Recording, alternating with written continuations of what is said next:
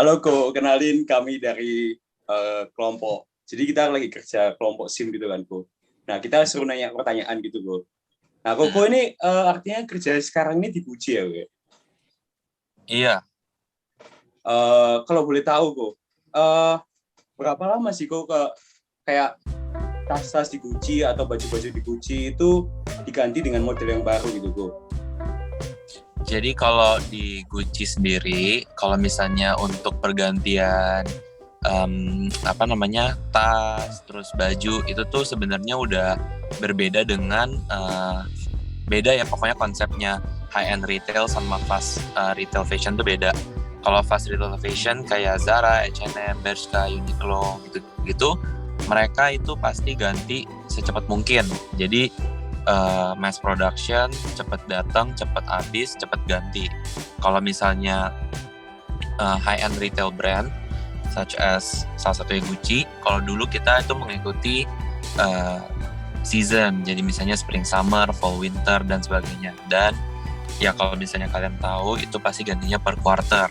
Cuman kalau di Gucci sendiri selama kita ganti desainer, nah desainer kita yang sekarang Alessandro Michele ini sudah merubah konsepnya itu genderless dan timeless. Jadi pastinya nggak ada yang namanya oh ini cewek doang yang boleh pakai, oh ini cowok doang nggak boleh pakai. Dan barang tersebut nggak ada kayak oh ini cuma bisa dipakai winter, nggak. Tapi barang-barang kita sekarang udah timeless. Pertanyaan kedua kok, berapa lama waktu yang dibutuhkan Gucci dalam membuat desain baru, jadi kayak desainnya baru-baru gitu?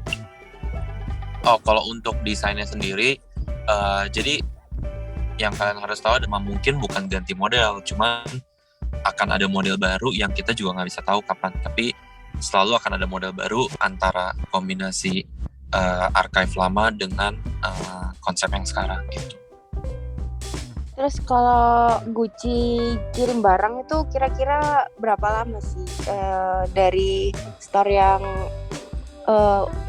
utama ke store kalian gitu? Ya, berapa lama sih gitu? Kita juga nggak bisa tahu karena satu pandemik itu ngefek ke pengiriman. Jadi beberapa brand juga ngalamin yang namanya red zone dan sebagainya. Jadi pas kirim tahan atau nggak lebih lama dan sebagainya. Oke, mau tanya untuk manufacturing control di Gucci itu gimana sih? Dan kalau misalnya untuk stitching, untuk gluing, terus untuk kayak finishing segala macam itu hampir semuanya kombinasi dari handmade dan machine made. Jadi kalau misalnya jahitan, kalau kalian lihat itu kadang-kadang tuh nggak sepenuhnya kayak jahitan baju kayak rapih gitu, karena beberapa harus dijahit manual kan kayak. Terus aku mau tanya, kalau misalnya aku beli Gucci, aku dapat value apa sih dari Gucci?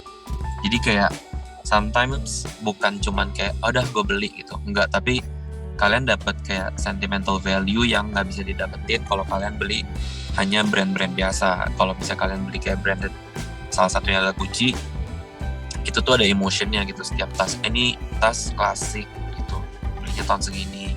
Oh ini tas seasonal, cuman ada segini di dunia, jadi kalian doang yang punya. Ya Kak, saya mau bertanya nih, dari Gucci sendiri tuh untuk implementasi teknologinya itu seperti apa dan bagaimana ya? Misalkan kayak dari kecanggihannya, dari order atau distributornya itu bagaimana ya Kak? Yang bersifat online.